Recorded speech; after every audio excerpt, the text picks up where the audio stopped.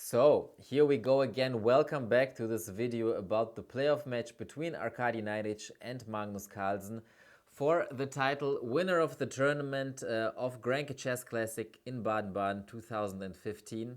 Both players scored 4.5 out of 7 in classical chess.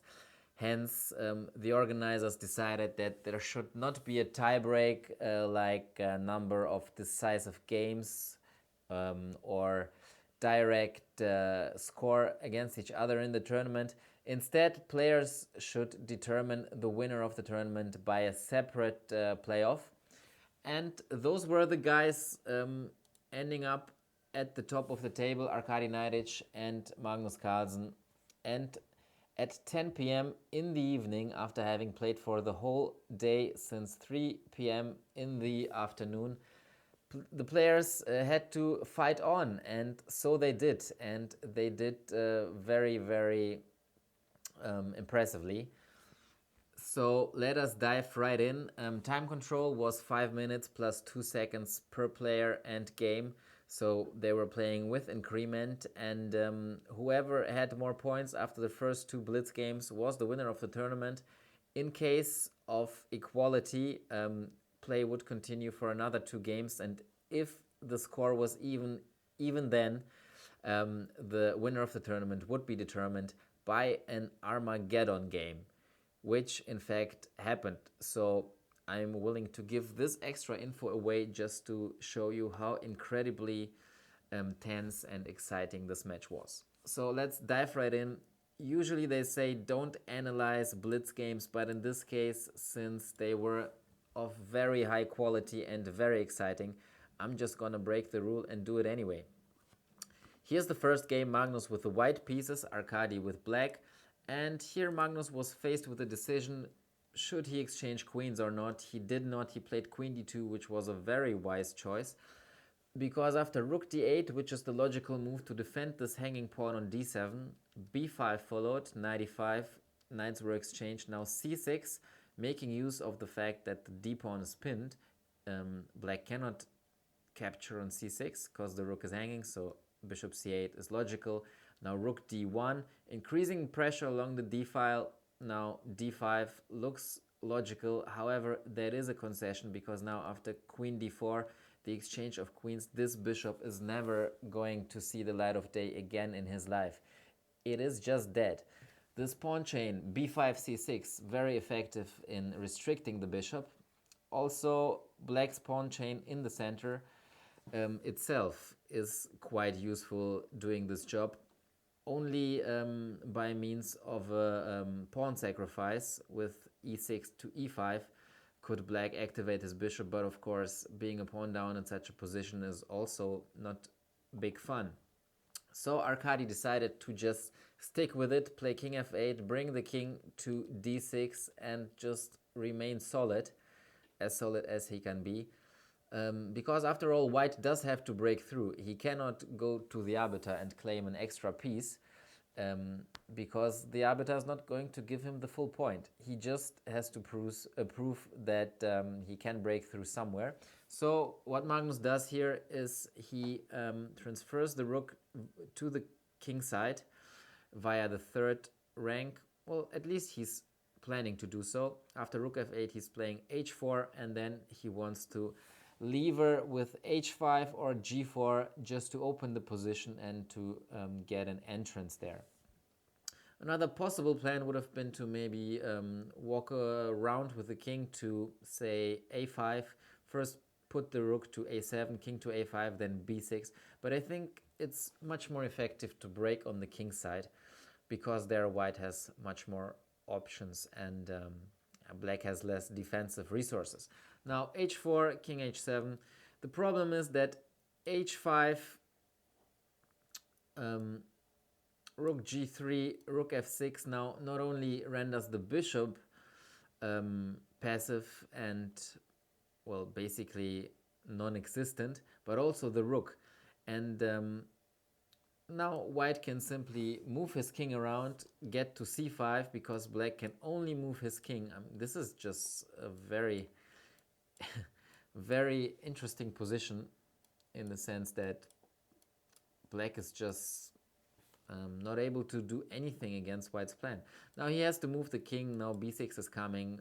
Later white can move the rook around. So this would be winning as well. Although at first sight one might think that h5 basically closes down the whole position and there's no way to break through for white. There still is. So yeah, still losing h5. Actually, there's another very nice motive. White can maybe even take on h5 here, if it was his turn. He can take on, no, not here. Here he can take on h5 and play rook g8, capturing the bishop on c8 and probably winning a rook endgame. Bishop d7, rook d8, but of course this is not that simple. So that is just to show you another motive. King e7 here, h5, white managed to open up the king side, and here g5 just drops a pawn. Same motive as we just saw, rook takes g5, rook h8, winning the bishop. So Arkadij had to go back king e6, but even if he would not lost this pawn, I mean, rook comes to h7, king wanders to h4, then to g5, maybe further on to f6. It's just not fun to play this position. It is fun to play it with white though. Now g5, they took. White improved. Now desperation e5, but here of course, even though the bishop does get into the game somehow, white just collects all the pawns, and here after bishop takes d5, Naiditsch had nothing else to do but resign, because, well, if he takes the pawn on g5, the bishop drops on c8, otherwise g6 is the next move if the rook remains on the 8th rank, and the pawn is just going to queen. So very nice game from Magnus in his typical style, dominating positionally. I very much liked this idea of imprisoning the bishop on c8. That was very insightful how he did it. And then just open up the position, improve your pieces, and then you're a piece up, so you can coordinate your resources and just win material, win the game. It's as simple as that sometimes, at least when Magnus plays. So here we have the second game of this match, and Arkadij had to win this game to stay in the match, otherwise Magnus would have been declared tournament winner. And in this game Arkadij did have some trouble out of the opening. He kind of mishandled it. Early middle game, not very well played. Well, from a on a very, very high level, of course. This is a blitz game, still very strong play by both sides. So this was the position that arose. There's a bishop on a2, which looks nice, however, not doing a whole lot right now. Shooting air here and not really contributing to defending the king side. And as we can see, there's a pin along the f-file. White cannot really take on e5, because then there's rook f2 check winning. And this whole kingside position looks very loose. However, Arkadij just manages to hold it together. Here h4 by Magnus was not the best move. He should have kept his feet still in some way. King h7, the computer says, but just any move. Just don't rush it. Just stand there, and white cannot really improve. After h4, however, there's g4, even though f takes e5 was also possible. But we don't want to criticize the players here for every move where the engine says something different. It's just very interesting how they handle this position. They don't have a lot of time, but I think the level of play, the quality of the moves is just incredible for both sides, especially for Arkadij in this game. So g4, knight takes f4, and here king h2. This was white's idea. Now the rook on f5 is hanging. There's no time to take on e2 in between. So what to do? Rook g5 looks logical. Queen g5 was a very strong move, but that is of course only an engine move again. Idea is you cannot take on f5. There's a mate on g2, and otherwise next move I'm going to retreat my rook along the f-file. So rook g5, and here Arkadij plays very, very strong moves, one after the other. He takes on f4, he plays b4. Now the knight has to move. Now rook e6, further improving his piece position. Very active play. Queen to d8. Now queen e1. Very nice resource here. Pawn on h4 is hanging, and as soon as the queen gets a check from h4 in, now we see that the bishop indeed is doing some work. He's controlling this important square on g8, and there's all those mating motives. So rook b5, opening up the diagonal for the queen. a4, rook b6, rook e7, blocking this diagonal, renewing the threat of queen takes h4 with a mate. Now knight f6, basically the position is lost in a higher sense, but of course not in a blitz game. Now knight f6 followed, the idea to put the knight in between to h7, and Arkadij took. Here g5 was very, very strong with the idea knight h7, simply queen e5. There's not only threats along the h file, but also g7 is very weak, for the bishop is controlling this diagonal, and there's no way to defend from g8 or something. Also g6 is very strong with the idea to take on h4 then. So g5 was just winning immediately, but queen takes h4. Both players were playing on increment here. We don't have to forget that. So each move only a couple of seconds time. Now knight to h7 and bishop to e6 with the idea bishop f5. Does look very sensible. However, there's a drawback, and the drawback is c5 would have been very, very strong here.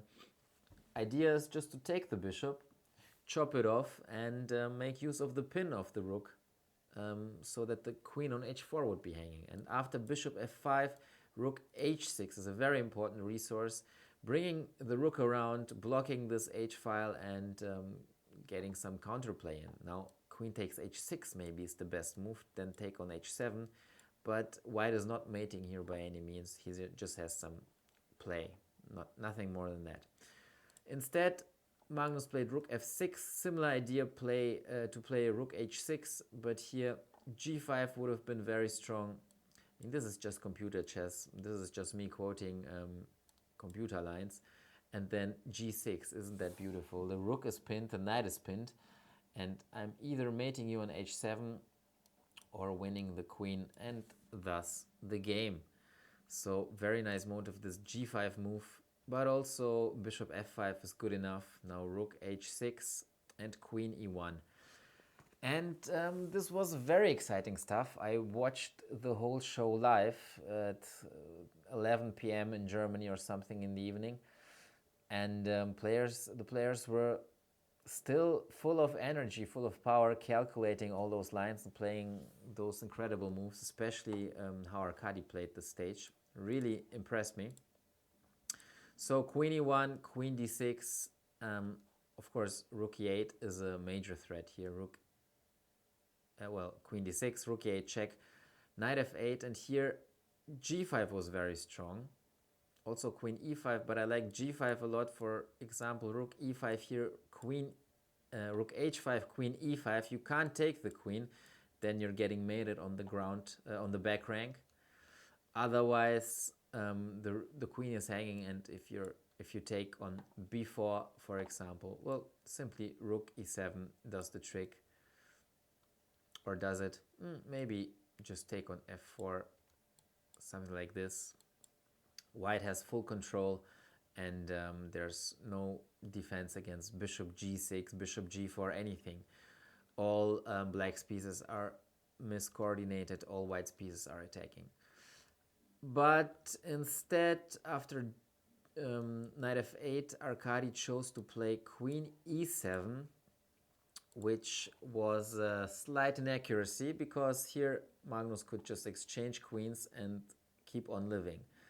Now the position is not clear. It's probably close to equal, but it's full of resources, and as soon as you miss anything, you're going to lose, as black especially. So Magnus took on b4 here. He should have played g5. That would have been an important move to defend this pawn on f4 and to cut white out from playing g5 himself.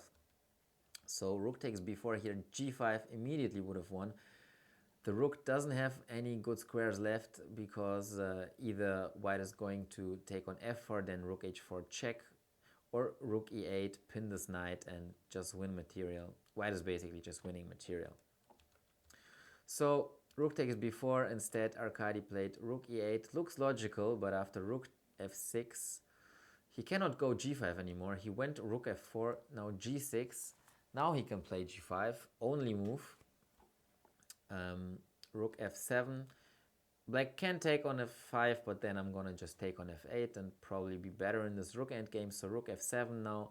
White unpins by checking first on h4, then bishop to e4, and now the position is kind of balanced, but Arkadij proves that he can re-win this game again against the world champion by just playing good moves. So Magnus grabs his pawn on c4, but this bishop on e4 is just much stronger than the knight on f8, even though it's fulfilling some defensive tasks, which are not to be underestimated. Still, however, white's activity more than makes up for his minus, for his lack of material. He's a pawn down. So h4 here, and after exchange of rooks, rook b8, and now we can see that black's pawns are crumbling. b7, c6, g6, everything is weak. There is a motive of h5 in some lines. King is coming, is much more active than its adversary on f7. So white is basically winning here, and the rest is a matter of very, very fine technique by Germany's #1. So b5 followed, check on b7, he took on b5. Now the position is just very, very good for white, even though he's a pawn down. And here white just collects all the pawns. Black transposes into this endgame, rook endgame, but here the pawns, of course, race towards the back rank and will queen very, very soon. So here's some precise last moves, and g7, d2, simply g8 queen, and after d1, well, basically Magnus resigned here because after d1 queen, queen g7 or something, everything is mating in this heavy piece endgame. Right. So Arkadij successfully fought back in this second game of their playoff match. Who would have thought that? Very, very exciting chess. And it still went on. It was 11 p.m. or something in the evening. And everybody had their fun except for maybe the players, who must have been very, very tired.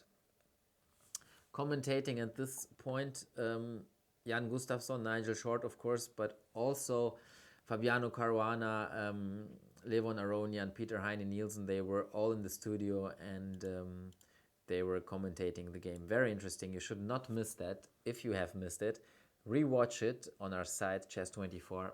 It's worth it. I guarantee it. Okay, so third game was not really too spectacular. Let me just pick up some moments here. So here Arkadij was black. Opening went fine for him. Isolani position with with an isolated pawn, obviously, and some nice squares for black's pieces. d5, b4, everything should be fine. On the other hand, c6 is slightly weakened, so some chances for white still. Knight a2, Arkadij decided to force the game a little bit. Rook a1, and now to take on f3. Took on c4, and white recaptured the knight on a2. Knight f6 looks logical, and now bishop c6. And now people started to worry in the commentators' room if this rook might get trapped. Queen b3 or queen d3, and there are not many squares left. But Arkadij did a very, very nice defensive job here, and he always came up with the right move and made sure that his rook would have enough squares left. Let's see how this went. 95. Now rook is being attacked. There is b4 left, the last resort for the rook. Now white cannot really attack with bishop a3 because d4 is hanging. c3 is a square to be watched. So rook d1, now rook b3. Very interesting idea of playing knight b4. King g2, queen d6, and after queen c2, queen b4. Here, very interesting moment. This move, rook e3, I really liked during the game. This resource spotted by, I think, Caruana immediately. Of course, after f takes e3, knight takes e3, black does get back some material with this family fork. Instead, white cannot really take on d5. Queen takes d5 is a check, and also the rook on a2 is hanging. Instead, knight b4 is threatening, so rook e3, very, very nice solution to black's problems. But queen b4 was fine too. And, well, don't want to go into the details too much here. Everything got chopped off in this position, and the players reached an equal rook endgame. And so, yeah, the draw was agreed upon. That was game 3. Now, game 4 was also a draw, however, a little more exciting to my taste. Here's not where I wanted to start. Here, no, still not here. Here. Berlin Wall, as you might have guessed from the structure, all the heavy pieces have been exchanged, and this position looks very drawish at first sight, also at second sight. Opposite colored bishops, well, equal material, no real factors that should give either side any serious advantage. However, now black is threatening to play knight d3 check and to take on e5, winning a pawn. So knight c5 would have just kept the position level. Instead, Arkadij played g3, and after knight d3, king e4, king e3, black did have the chance to exchange on g3 in between. Of course, white cannot take on d3. Then black's pawn is queening, so takes back, knight takes e5, and now another problem. c4, knight to c4 is also threatening. Not only knight takes f3, but knight c4 is would be forking white's king and bishop, so knight d2 would have been necessary. Instead, Arkadij goes king f4, and after knight takes f3, white is even 2 pawns down. But as we will see, Germany's #1 managed to hold this position, and he did so being very, very resourceful and offering Magnus a very stubborn defense. So let's see how that went. Bishop b2, g7 is hanging, f6 is logical. Now knight d4, threatening to exchange knights, going into the opposite colored bishop's ending, which should be draw. However, it's not quite trivial. Should be draw though.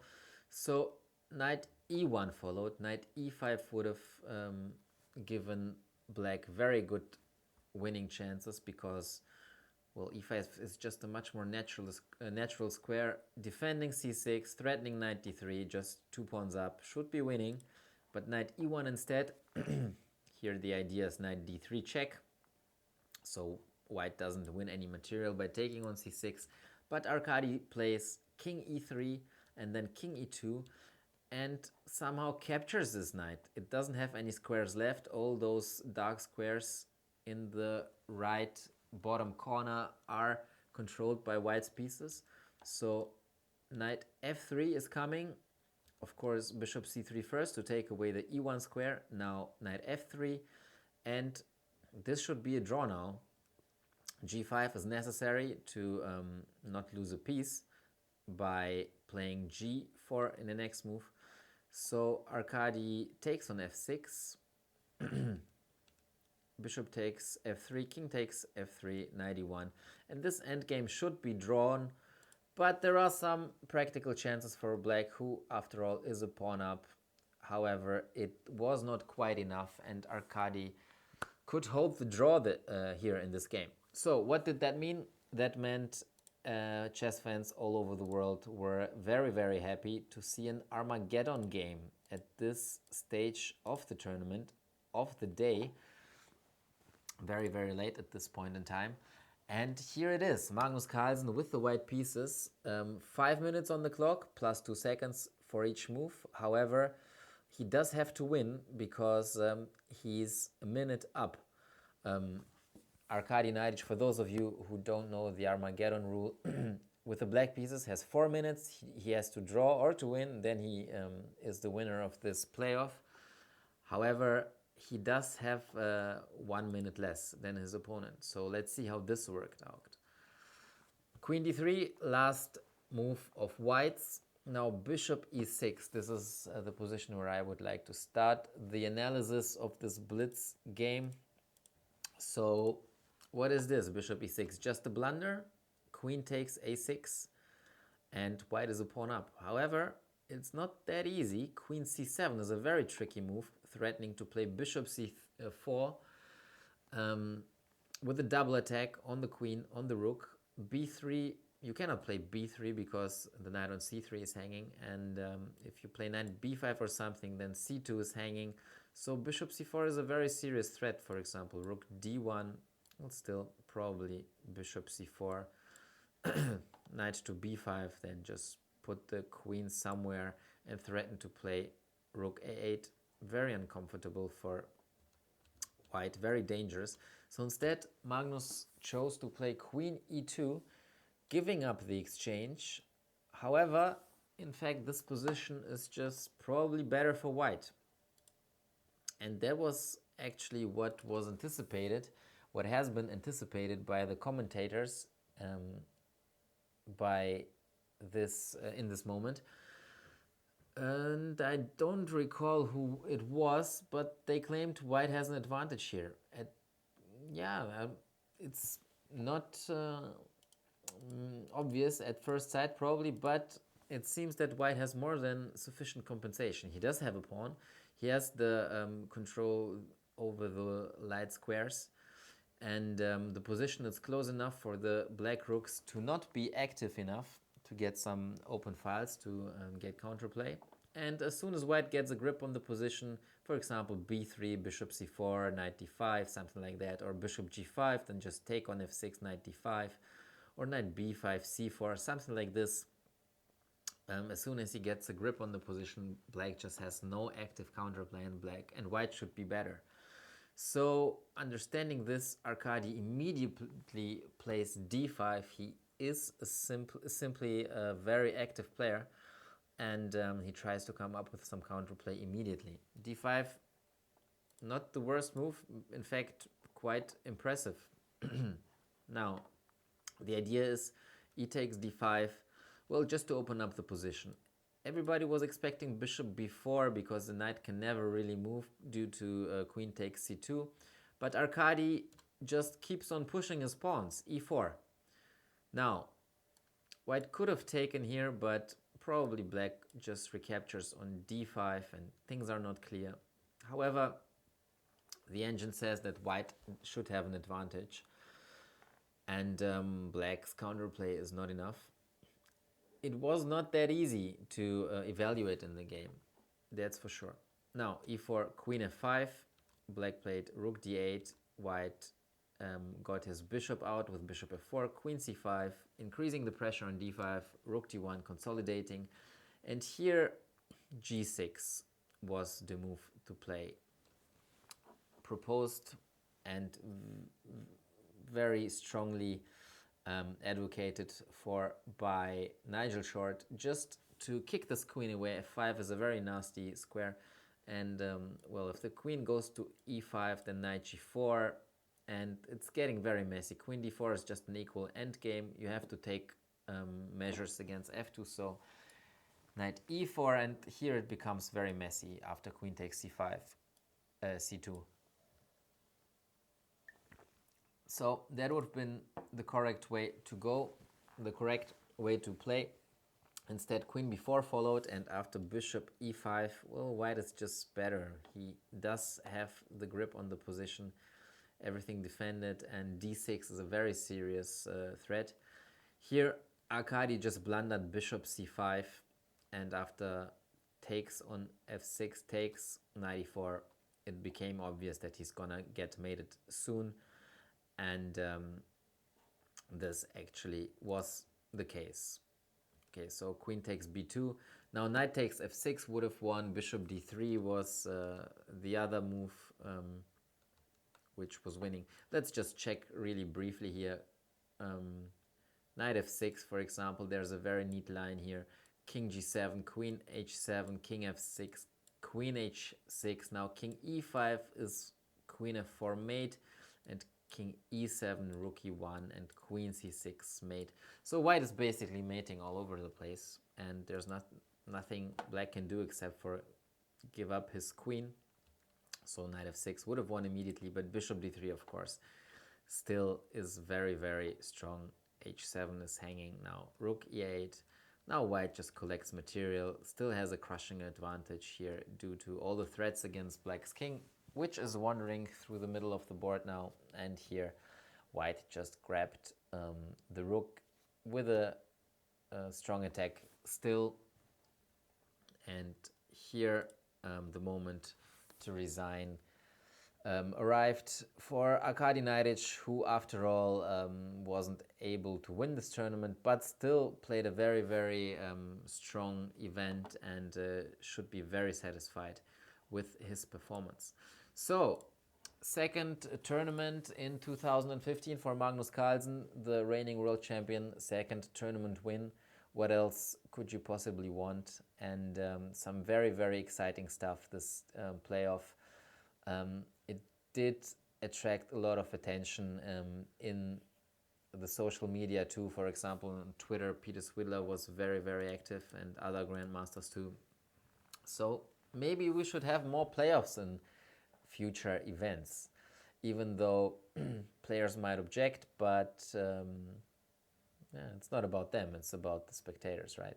So yeah, very, very fun playoff. If you have missed it, rewatch the videos on Chess24. We've got everything recorded, and you can just rewatch it.